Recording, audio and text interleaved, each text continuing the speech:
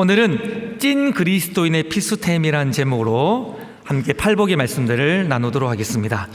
오늘은 팔복 설교의 마지막 시간입니다. 예수님께서는 앞선 7가지의 복을 한 절 한 절의 말씀으로 설명하시면서 하나님 나라 백성의 복음적 특징이 무엇인지를 한 절씩 설명해 주셨습니다. 그런데 오늘 함께 읽었던 이 8번째 복은요, 10절에서 8번째 복을 설명하신 다음에 11절과 12절 말씀을 통하여서 추가적으로 심화하여 설명을 해주시는 것들을 보게 됩니다.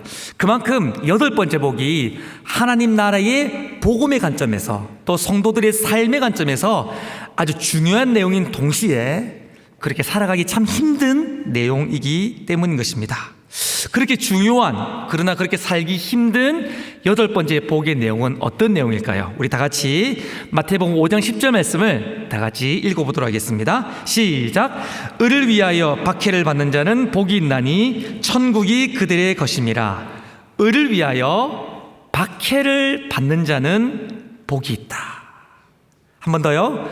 을을 위하여 박해를 받는 자는 복이 있다라는 예수님의 가르침입니다. 이때 우리는 이 박해를 오해하지 말아야 됩니다. 자신이 직장 속에서 게으르고 이웃 간의 관계 속에서 잘못을 행하면서 자신이 무언가 실수함으로 말미암아 얻어지는 결과를 우리는 박해라고 말하지 말아야 됩니다. 그런 사람 있지 않습니까? 어떤 신체나 정신의 어떤 박해, 어려움, 고통 이런 게 막 주어질 때에 쾌락을 느끼고 거기에서 만족함을 누리는 사람들이 있습니다. 그런 사람들을 마조히즘이라고 이야기합니다. 혹시 우리 중에 그런 사람 있습니까? 한번 손들어 보시길 바랍니다. 나는 누가 나를 때릴 때 너무 좋다. 누가 나를 막 때리고 괴롭히고 채찍질하고 막 나를 찢어 죽일 때 난 너무 행복하다 이러신 분 계시면 손들어 표해 주시길 바랍니다. 그런 분 계시면 우리 이민년 목사님, 샬롬의 이민년 목사님 찾아가시면 좋을 것 같습니다. 사람을 잘 때립니다. 근데 문제는 교회 안에 영적인 마조히즘이 있다는 것입니다. 그러니까 자기가 뭔가 잘못하고 자기가 뭔가 게으르게 살아서 얻어지는 결과를 내게 주어지는 박해로 여기면서 거기에서 은혜 받고 행복해하며 나는 하나님 나라를 위해 살고 있다라고 착각하는 영적 변태들이 교회 안에 많다라는 것입니다. 그렇다면 을을 위하여 박해를 받는 것은 어떤 것일까요? 오늘 8번째 복이 을을 위하여 박해를 받는 자가 복이 있다고 얘기했는데, 을을 위하여 박해를 받는다는 말의 의미는 무엇일까요? 예수님은 을을 위하여 박해받는 것이 무엇인지 11절 말씀을 통하여 아주 친절하게 설명해 주시는 것을 보게 됩니다. 11절 말씀 제가 읽어드릴게요. 나로 말미암아 너희를 욕하고 박해하고 거짓으로 너희를 거스려 모든 악한 말을 할 때에는 너희에게 복이 있나니. 그러니까 을을 위하여 박해를 받는 것은 예수님 때문에 박해받는 거예요. 예수님 때문에 고통당하고 예수님 때문에 손해보고 예수님 때문에 내가 원치 않는 삶을 사는 것이 바로 을을 위하여 박해를 받는 것입니다. 이상하지 않습니까? 우리가 팔복의 사람이 되어지면 심령이 가난하고 애통하고 온유하고 의에 줄이고 남을 긍휼히 여기고 마음도 청결하고 화평케 여기는 순교자적 삶을 살면 사람들이 좋아할 것 같습니까? 싫어할 것 같습니까? 좋아할 것 같아요. 그런데 그렇게 팔복의 삶을 살아갈 때에, 우리가 찐 그리스도인으로 살아갈 때에 세상은 우리를 사랑하거나 환영하지 않고 오히려 박해한다라고 이야기하는 것입니다. 왜 세상은 우리를 박해할까요? 우리는 왜 박해를 받아야만 하는 것일까요? 예수님을 진실로 따르는 그리스도인들이 왜 박해받을 수밖에 없는지에 대해서 요한복음 말씀을 통하여 우리에게 이렇게 말씀하셨습니다. 우리 다 같이 요한복음 15장 18절부터 20절까지 말씀인데 우리 천천히 같이 한번 읽어보겠습니다. 시작. 세상이 너희를 미워하면 너희보다 먼저 나를 미워한 줄 알라. 너희가 세상에 속하였으면 세상이 자기의 것을 사랑할 것이나 너희가 세상에 속하지 아니하고 도리어 세상이 너희를 미워하느니라. 내가 너희에게 종이 주인보다 크다는 말을 기억하라. 사람들이 나를 박해하였은즉 너희도 박해할 것이요 내 말을 지켰은즉 너희 말도 지키리라. 뭐라고 말하고 있습니까? 세상이 우리를 박해하는 이유는 우리가 세상에 속해 있지 않기 때문입니다. 반대로 우리는 그리스도께 속해 있기 때문인 것입니다. 여러분, 예수님께 속해 있다 이 말은요, 교회 다니는 그런 말이 아닙니다. 예수님께 속해 있었다는 말은 단순히 우리가 교회에 나오고 리더하고 헌신하고 이런 말이 아니라 예수님 그분의 가치관을 따라 살아가는 사람이고, 그래서 그분의 말씀을 따라 살아가는 사람을 예수님께 속해 있다라고 이야기하는 것입니다. 또 예수님께 속해 있는 사람은요, 내 인생의 목표를 내 것으로 삼지 않고 주님이 우리에게 허락하시는 비전을 쫓아 살아가는 사람들이 바로 예수님께 속해 있는 사람인 것입니다. 그러니까 이런 사람들은 어떤 일이 일어나게 되냐면 세상의 가치관과 예수님의 가치관이 충돌합니다. 우리가 붙잡고 추구하는 예수님의 가치관과 세상의 가치관들이 충돌하는 것이죠. 또 사탄이 세상을 통하여 우리에게 유혹하는 것이 있는데, 나를 위해 살아라, 세상의 비전과 목표를 위해 살아라고 우리를 유혹하는데, 우리가 그것을 거절하면서 하나님의 나라를 나의 비전 삼고 하나님의 뜻을 나의 목표 삼고 살아가다 보니까 세상과 우리가 끊임없이 충돌하게 되어지는 것입니다. 세상과 우리가 충돌하게 되어지고, 그런 우리를 세상은 미워하면서 박해하게 되어지는 것입니다.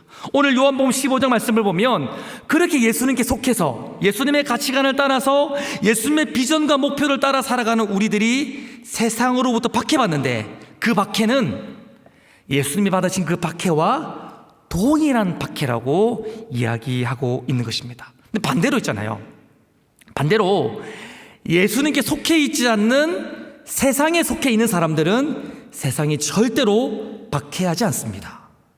왜냐하면 그들은 세상에 속해 있고 세상을 사랑하는 사람들이고 또 세상이 사랑하는 사람들이기 때문에 세상은 예수님께 속해 있지 않는 세상에 속해 있는 사람들을 박해하지 않습니다. 세상의 가치관과 세상의 유행과 세상의 어떤 목표가 내 삶과 아무런 충돌과 거리낌이 없이 세상과 자연스럽게 동화된 사람들은 세상에 속한 사람들이 분명할 것인데, 그런 세상에 속한 사람들은 세상으로부터 박해받지 않습니다. 혹시 여러분 세상으로부터 박해받고 있으십니까? 그러면 여러분들은 예수님께 속한 사람이에요. 그러나 여러분, 세상과 아무런 거리낌이 없이 세상의 가치와 유행과 내 삶이 너무나도 조화롭게 살아가고 있다면 여러분, 예수님께 속한 사람이 아니라 세상에 속한 사람일 수 있는 것입니다. 저는 이번 설교를 준비하면서 많은 말씀들을 조사해 봤는데, 예수를 믿으면 반드시 박해가 있을 것이라고 하는 말씀은 창세기부터 요한계시록까지 끊임없이 반복해 나오는 것을 보게 됩니다. 그런데 그런 박해의 말씀은 반드시 구원과 연결되어져 있는 거예요. 그러니까 박해를 받는 사람만이, 박해의 터널을 통과한 사람만이 구원이라고 하는 목적지에 도달할 수 있다라고 성경은 일관되게 이야기하고 있는 것입니다. 이 시간 제가 그 수많은 성경 구절 중에 단 몇 가지만 뽑아서 여러분들에게 제가 봉독해 드리겠습니다. 그 말씀을 제가 봉독해 드릴 때에 그 말씀을 여러분이 아멘으로 받으면서 내가 그렇게 살기를 다짐할 수 있기를 우리 주님의 이름으로 축원합니다. 아멘.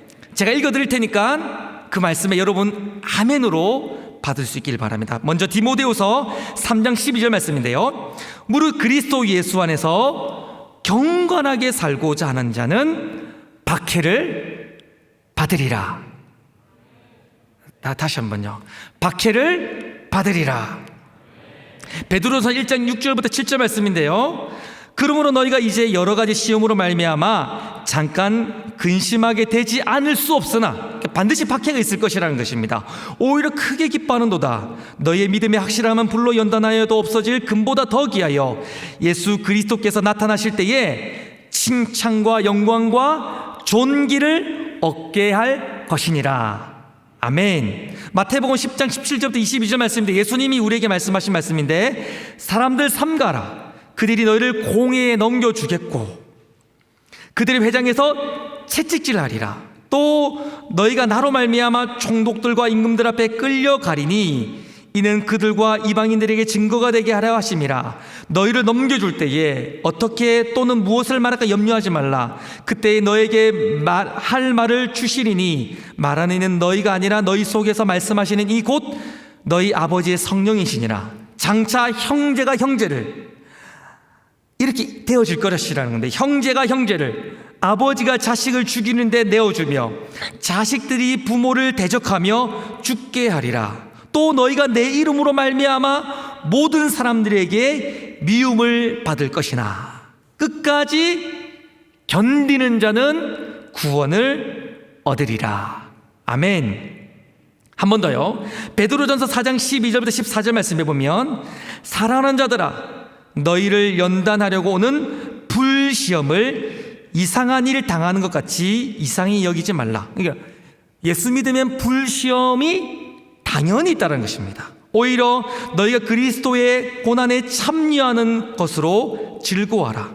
이는 그의 영광이 나타나실 때에 너희로 즐거워하고 기뻐하게 하려 함이라. 너희가 그리스도의 이름으로 치욕을 당하면, 오늘과 똑같은 이야기죠. 오늘 본문의 말씀과, 너희가 그리스도의 이름으로 치욕을 당하면 복이 있는 자로다. 영광의 영 곧 하나님의 영이 너희 위에 계심이니라. 할렐루야. 성경은 끊임없이 말하고 있습니다. 진짜 예수 믿으면 반드시 박해가 있는데, 그렇게 진짜 예수 믿는 박해받는 사람들에게 구원과 영광과 존귀가 주어질 것이라고 약속하고 있는 것이죠. 실제로 이렇게 진짜로 예수를 믿어 찐 그리스도인이 되어져서 박해를 받아 순교적 삶을 살았던 많은 믿음의 선배들이 있습니다. 가장 먼저는 예수님께 정말 속해 있었던 예수님의 12제자들이었습니다. 그들은 다 박해받는 순교자적 삶을 살았습니다. 여러분, 우리 교회 본당, 여기가 본당 건물이잖아요. 옆 건물 로뎀 건물이 비전센터인데, 본당과 비전센터를 연결하는 통로에 2층과 3층에 보면 제자의 길이라고 하는 액자가 설치되어 있어요. 거기는 예수님의 12제자들의 삶을 이렇게 큰 액자로 만들어 놓은 그것인데, 여러분 한번 꼭 가보십시오. 거기에 가보면 제자들이 어떤 삶을 살다가 어떻게 끝맺음을 맺은지가 기록되어져 있는데, 베드로는 십자가에 거꾸로 매달려 죽임을 당했습니다. 안드레는 십자가를 옆으로 눕혀서 X자형 십자가에서 못 박혀 죽었습니다. 도마는 창에 찔려 죽었고요. 물론 다 복음을 위해 살다가요. 다데오는 복음을 위해 살다가 산채로 매장당했습니다. 빌립도 십자가에 못 박혀 죽었고요. 시몬은 톱으로 켜 죽였는데, 어떻게 켜 죽였냐면 위에서부터 아래로 사람을 세로로 잘라서 순교의 죽음을 당하게 되었습니다. 바돌로메는 십자가에 못 박힌 이후에 목이 베임받아 죽었습니다.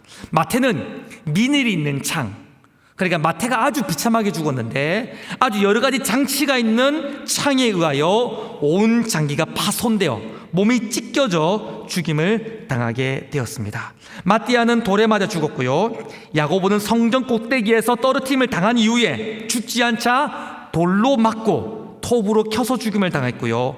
바돌로메는 산채로 살갗을 벗겨서 순교를 당하게 되었습니다. 유일하게 온 수명을 다 살고 죽었던 사람이 있었는데 바로 사도 요한이에요. 근데 사도 요한도 평범한 삶을 살지 않았습니다.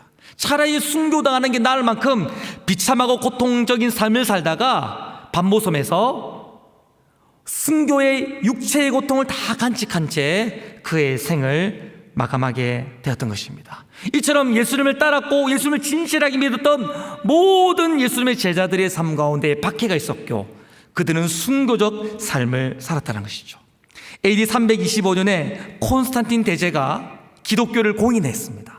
드디어 박해받고 막 동굴에서 숨어 살았던 기독교가 이제 드디어 양지로 올라오게 되었던 것입니다. 이 니케아 공의회에서 드디어 기독교가 정식 종교로 인정받아 더 이상 이제 박해받지 않게 되었는데, 그때에 기독교를 대표한 318명의 교회의 대표들이 모였는데, 318명 중에 318명의 기독교를 대표하고 교회를 대표하는 사람들 중에 사지가 멀쩡한 사람은 단 12명에 불과했답니다. 어떤 통계에 의하면요, 지난 2000년 기독교 역사상 박해를 받은 사람 말고요, 박해를 받다가 목숨을 잃은 순교자들의 수가 7천만 명이랍니다. 여러분, 안 논날 줄 알았어요. 여러분, 그럴 줄 알았어요. 네. 2000년 기독교 역사상 박해받은 사람이 아니라 박해받다가 목숨을 잃었던 사람이 7천만 명인데요. 됐어요. 늦었어요, 이미. 근데 여러분, 지금 코로나가 전 세계를 뒤엎었잖아요. 근데 코로나 때문에 죽었던 사람이 620만 명이에요. 근데 순교당한 사람이 7천만 명입니다. 전쟁의 역사상 가장 많은 사망자를 낳았던 전쟁이 어떤 전쟁입니까? 2차 세계대전 아닙니까? 2차 세계대전 때 죽임을 당했던 사람이 5천만 명이에요. 근데 순교를 당한 사람이 7천만 명이라는 것입니다. 그런 의미에서 역사상 가장 심각한 전염병은 그리스도인들을 향한 박해의 전염병인 것이고, 가장 무서운 전쟁은요, 진짜 그리스도인들을 박해하는 박해의 영적 전쟁이 아니었을까 생각해 봅니다. 저는 여러분들에게 이분을 소개하고 싶어요.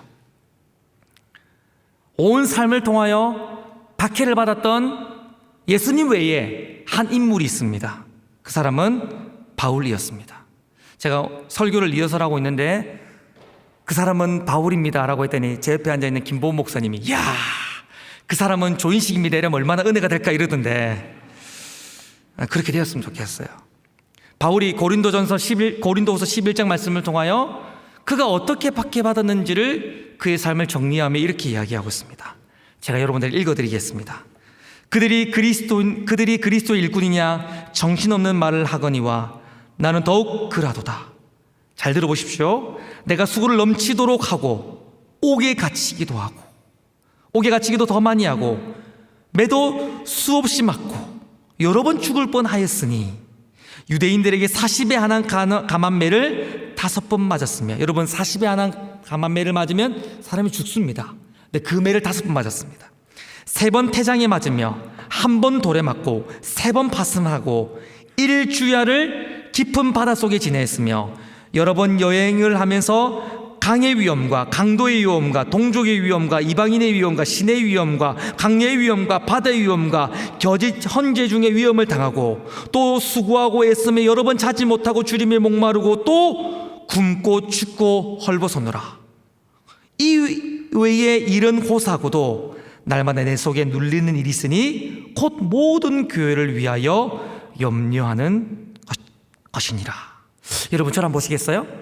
우리가 살아가면서 한 사람에게 미움만 받아도 얼마나 힘듭니까?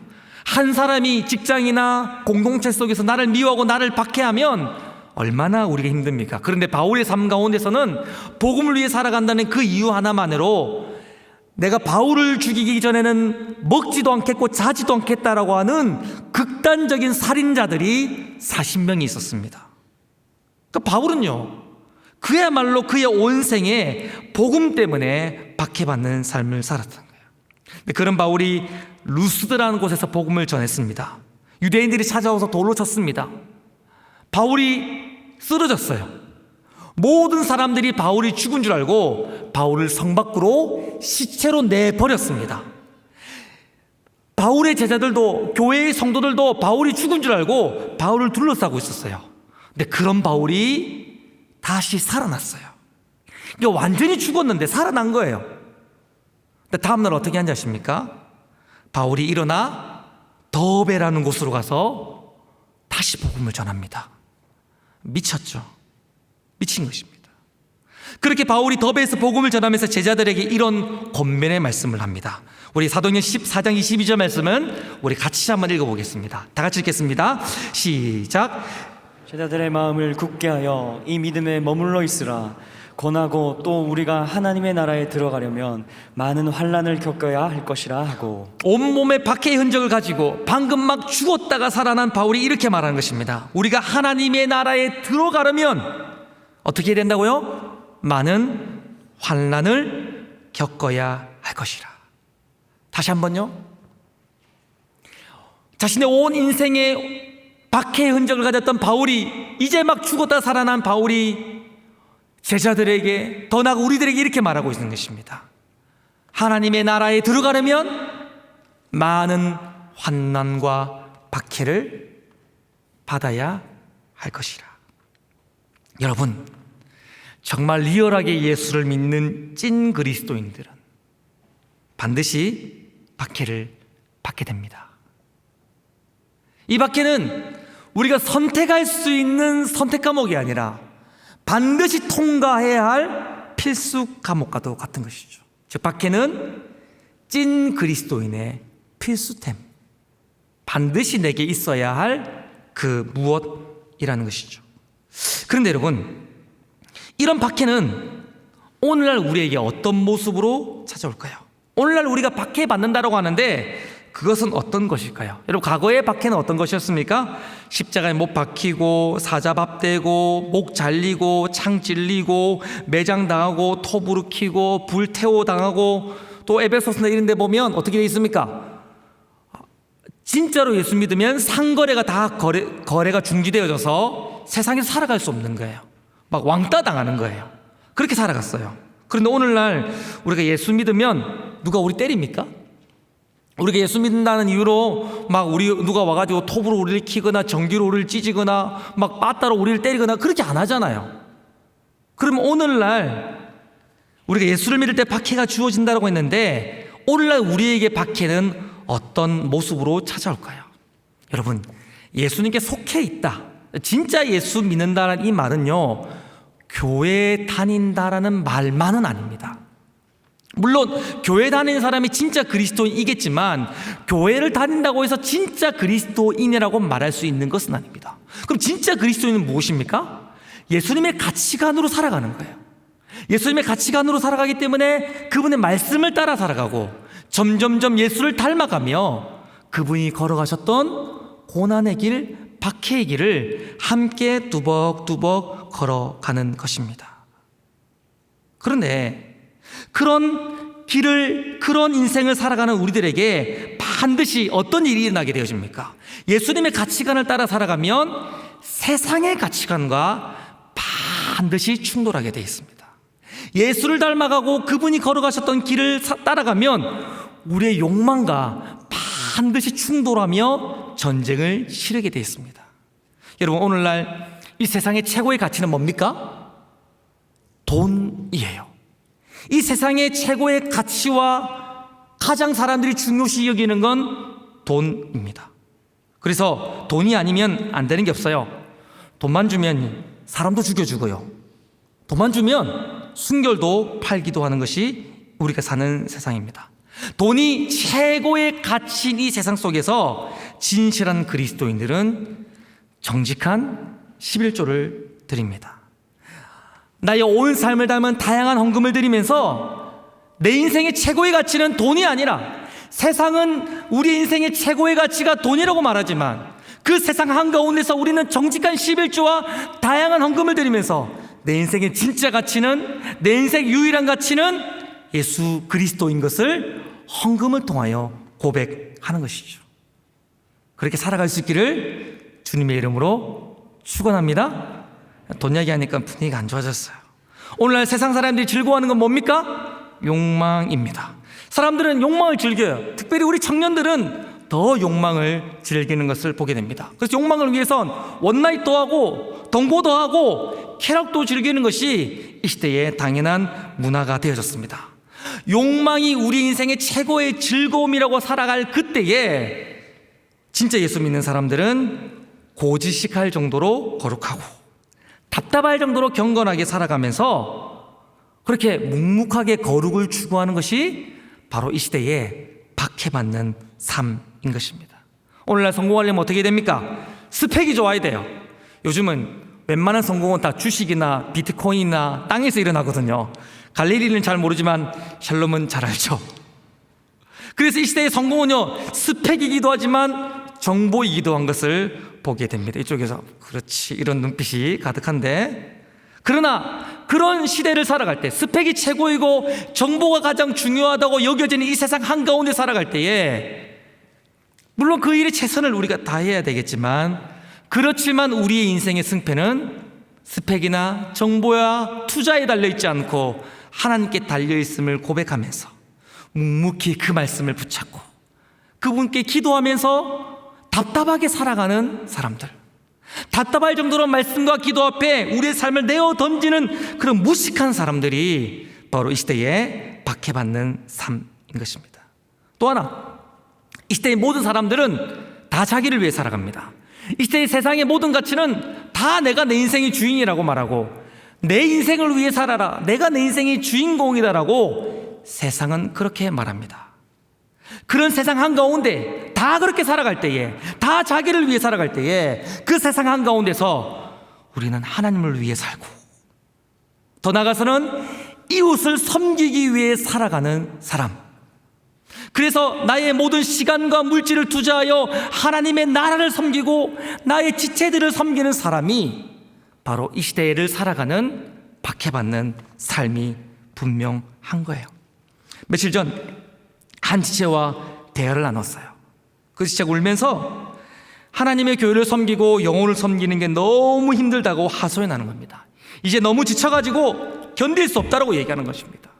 더는 이렇게 살고 싶지 않다고 하소연하면서 쉬고 싶다라고, 내려놓고 싶다라고 이야기하는 겁니다. 저는 사역자로서 내려놓고 싶다라는 이 말에 막 노이레지가 걸려요. 와가지고 목사님 내려놓고 싶어요. 목사님 이제 좀 내려놓고 싶어. 뭘 그렇게 짊어졌는지 하여튼 뭐든지 내려놓고 싶대. 그 지체가 와가지고 저한테 또 말하기는 정말 이제 좀 내려놓고 싶다라고 막 힘들다라는 겁니다. 근데 그 지체가 했던 말 중에 제 마음에 참 그 울림이 됐던 말이 있었는데, 특별히 힘든 지체들을 섬기다 보니까, 힘든 지체들을 섬기면서 힘든 지체들의 그 특징이 있지 않습니까? 감정을 힘들게 하고 했던 얘기 또 이야기하고 했던 얘기 또 얘기하고 했던 얘기 또 하고 또 상처받은 얘기 또 하고 또 하고 또 하고 감정 쓰레기통이 되다 보니까 내가 미쳐버릴 것 같다는 거예요. 내가 이게 정신병에 걸릴 것 같다는 것입니다. 그러면서 말하기를 이제 좀 그만하고 싶다라고, 이제 좀 내려놓고 싶다라고 이야기를 하더라고요. 그러면서 이런 얘기를 하더라고요. 그런데 그게 교회와 하나님과 성도를 위한 길인 줄 알기 때문에 이걸 못 내려놓는 게 너무 고통스럽다는 것입니다. 너무 힘들어서 내가 미쳐버릴 것 같은데, 근데 그게 하나님이 원하시는 길이고 그게 교회를 위한 길인 줄 알기 때문에 이거를 포기할 수 없어서 이걸 더 그렇게 계속해서 살아야만 된다는 것이 너무 고통스럽다라는 것입니다. 그렇게 울더라고요. 제가 그 지체를 위해 간절히 기도했습니다. 물론 마음으로 기도했습니다. 하나님, 저 지체의 어려움이 감해지게 해주십시오. 피할 길을 주십시오. 이런 기도하지 않았습니다. 그 지체를 위하여 이렇게 기도했습니다. 하나님, 이 십자가의 길, 고난의 길, 저 지체가 포기하지 않고 걸어가게 하여 주옵소서. 아무리 힘들고 고통스러워도 가야 할 그 길을 뚜벅뚜벅 끝까지 걸어가게 하여 주옵소서. 물론 마음으로 그렇게 기도했습니다. 여러분, 질문해 보겠습니다. 고개를 들고 저를 한번 보십시오. 여러분, 박해받고 있습니까? 여러분, 예수님 때문에 정말 박해받는 삶을 살고 있습니까? 그렇다면 여러분들은 예수님께 속한 진짜 리얼한 찐 그리스도인이라는 가장 영광스러운 증거입니다. 감사하시길 바라요. 그러나 여러분 안에 온통 내가 내 삶밖에 없고 세상과 내 삶이 전혀 이질감이었고 세상 사람들과 전혀 다르지 않게 교회는 다니지만 살아가고 있다면 여러분 좀 예수께 속하지 않은 세상에 속한 사람일 수 있는 것입니다. 여러분 축복합니다. 부디 꼭 제발 예수님 때문에 박해받는 삶을 살아갈 수 있기를 우리 주님의 이름으로 축복합니다. 아멘. 왜죠? 왜 그렇게 살아야 됩니까? 그렇게 살아가는 사람들에게 복이 있다라고 주님이 말씀하셨습니다. 왜 박해받는 것이 복이 있는가? 여러분 10절 말씀을 보시면요, 박해받는 자가 복이 있다라고 그렇게 말하고 있어요. 11절 말씀에 보면 예수님 때문에 욕먹고 박해받고 그래서 거짓과 악한 말로 중상모략을 당하는 자가 복이 있다고 말합니다. 그래서 12절 말씀에 보면 그렇게 박해받을 때에 오히려 기뻐 기뻐하고 즐거워하라고 말하면서 예수님 때문에 박해받는 그 사람들에게 상이 있다라고 이야기하고 있습니다. 팔복은요, 첫 번째 복부터 일곱 번째 복까지는 다 3인칭 복수로 기록되어 있어요. 그들에게 복이 있다, 그들에게 복이 있다, 그들에게 복이 있다라고 끊임없이 이야기합니다. 여덟 번째 복도요, 그들에게 천국이 주어질 것이라고, 그들이 복이 있다라고 10절에서 그렇게 딱 말하고 있어요. 그러나 10절에서 의를 위하여 박해받는 그들이 복이 있다라고 말한 다음에 11절과 11절에 보면 다 2인칭 복수로 기록됐습니다. 어떤 사람들이 복이 있다라고 말하고 11절에 보면 어떤 사람들이 복이 있다라고 말하냐면 의를 위하여 박해받는 너희들에게만 복이 있다라고 말합니다. 12절에 보면 의를 위하여 박해받는 너희들은 기뻐하고 즐거워하라. 왜냐하면 의를 위하여 박해받는 너희들에게 하늘에서 너희들에게만 상이 주어질 것이기 때문이라고 말하면서 마치 손가락 꼭꼭 찍어 말하듯이 의를 위해 박해받는 너희들에게 복이 있다라고 말하고 있습니다. 그럼 어떤 복이 있는가? 첫 번째, 박해받을 때에 어떤 복이 주어지냐면 박해는 내가 누구인지를 확인시켜주는 복이 있습니다. 여러분, 내가 진짜 그리스도인이라고 하는 가장 확실한 증거가 뭡니까? 박해받는 거예요. 세상은요, 사탄은요, 절대로 자기에게 속한 자들을 박해하지 않습니다. 사탄과 세상을 위해 살아가는 사람들은 절대로 건드리질 않아요. 잘한다라고 평안 가운데 가만둡니다. 그러나 하나님의 나라와 그리스도를 위하여 그리스도의 가치관을 쫓아 살아가는 사람들을 박해하며 그 길을 걸어가지 못하도록 방해하는 거예요. 여러분, 만약 여러분이 박해받는 사람 맞습니까? 예수님 때문에, 그 예수를 믿는 신앙 때문에 손해보고 병신소리 들어가면서 손해보는 인생을 살아가고 있습니까? 여러분, 진짜 리얼한 그리스도인이라는 가장 확실하고 영광스러운 표징이 바로 박해라는 것입니다. 여러분, 오늘 예배 마치고 서로 가셔서 서로 그렇게 말해 주십시오. 야, 나 박해받는 사람이야. 나 그런 사람이야. 나 그런 사람이라고. 야, 조심해. 나 박해받는 사람이라니까. 그러면서 자기를 마음껏 자랑할 수 있길 바라요. 서로 축복할 때 이렇게 축복해 주십시오. 당신은 박해받기 위해 태어난 사람. 당신의 삶 속에서 목 잘리고 팔 잘리고 껍질 벗겨지는 박해받고 있지요. 당신은 죽을 때까지 끝까지 반드시 영원히 박해받기 위해 태어난 사람. 당신의 삶 속에서 그 사람 받고 있지요. 그렇게 축복해 주십시오. 아멘. 두 번째로 박해는 현재 내가 어떤 삶을 살고 있는지 나의 사명을 확인시켜 줍니다. 마태복음 5장 11절 말씀에 보면 이렇게 말하고 있는데, 박해받는 이야기를 쭉 한 다음에 너희 전에 있던 선지자들도 이같이 박해하였느니라. 저를 보시겠어요? 여러분, 예수를 믿으면서 박해받는 그 박해는요, 과거의 선지자들이 받았던 박해예요. 아브람, 모세, 엘리야, 우리가 이름만 내놓으면 다 알만한 다윗 같은 사람들이 받았던 그 박해를 우리가 오늘 똑같은 그 박해를 우리가 받게 되어지는 것입니다. 그러니까 마치 이런 것입니다. 그 릴레이 경주하는 거예요. 과거에 아브라함과 이삭과 야곱이, 다윗이, 엘리야가, 이사야가, 하박국이 하나님을 증거하기 위하여 박해를 받으면서 선지자의 삶을 살았듯이 그 바탕을 이제 우리가 이어받아서 이 신약시대에, 이 말세 중에 말세의 시대 가운데에 우리가 물질의 박해를 받고 욕망의 박해를 받고 우리 인생의 성공의 박해를 받아가면서 이 시대 가운데에 하나님을 증거하는 선지자로서의 삶을 살아가고 있다는 거예요. 여러분, 노아가 세상 사람들로부터 박해와 조롱을 받으면서 방주를 지었어요. 사람들이 노아를 보면서 병신아라고 이야기했습니다. 사람들이 노아를 보면서 정말 너는 멍청하다라고 이야기하면서 수많은 사람들이 노아를 박해했습니다. 그러나 그렇게 박해받으며 방주를 지었던 것 자체가 신약성경에 보면 그 시대 가운데에 종말이 있을 것이라고 하는 하나님의 메시지를 전하는 선지자적 삶이었다고 얘기합니다. 마찬가지예요.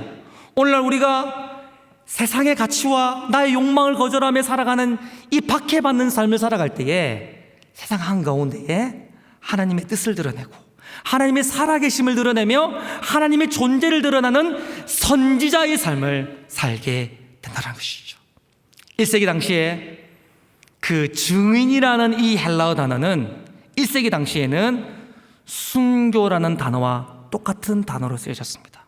예수님을 증거하기 위해 예수님을 전하는 선지자적 삶을 살 때에는 반드시 박해가 있고 순교할 수밖에 없었다라고 모든 사람들이 인정했다는 것입니다. 여러분, 우리가 박해받는 삶을 살면 선지자적 삶을 사는 거예요.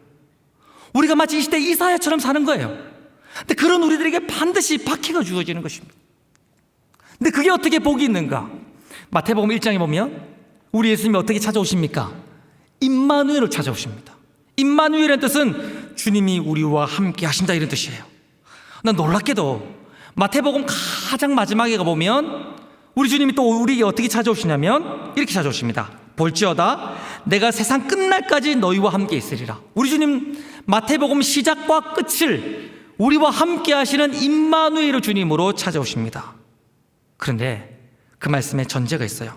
마태복음 28장 19절 20절 말씀을 우리 같이 한번 읽어보겠습니다. 어떤 사람들에게 우리 주님이 임마누엘 하시고 함께 하시는가? 시작.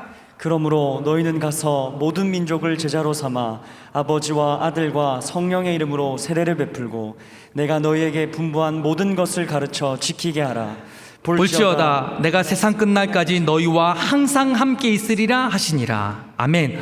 어떤 사람들에게 우리 주님이 세상 끝날까지 함께 있다고 말씀하고 있습니까? 증인의 삶을 사는 삶, 박해받지만 끊임없이 선지자적 삶을 살아가며 세상 한가운데서 하나님의 뜻을 드러내는 사람들에게 우리 주님이 함께 하시겠다라고 말씀하고 있는 것입니다. 여러분, 예수님 때문에 박해받는 삶은 이 시대 가운데에 주님을 드러내는 선지자적 삶을 사는 거예요. 그럼 또 박해받을 겁니다. 그렇지만 그 인생에 복이 있는 이유는 무엇입니까? 그런 우리들에게 우리 주님이 찾아오셔서 우리와 함께 하시면서 우리를 홀로 버려두지 아니하시고 우리와 동행하시는 복을 주시는 것입니다. 그런 여러분 될 수 있기를 우리 주님의 이름으로 축원합니다. 세 번째로는 박해는 나의 미래를 확인시켜 줍니다. 우리의 미래가 반드시 천국일 것임을 보여주는 것입니다.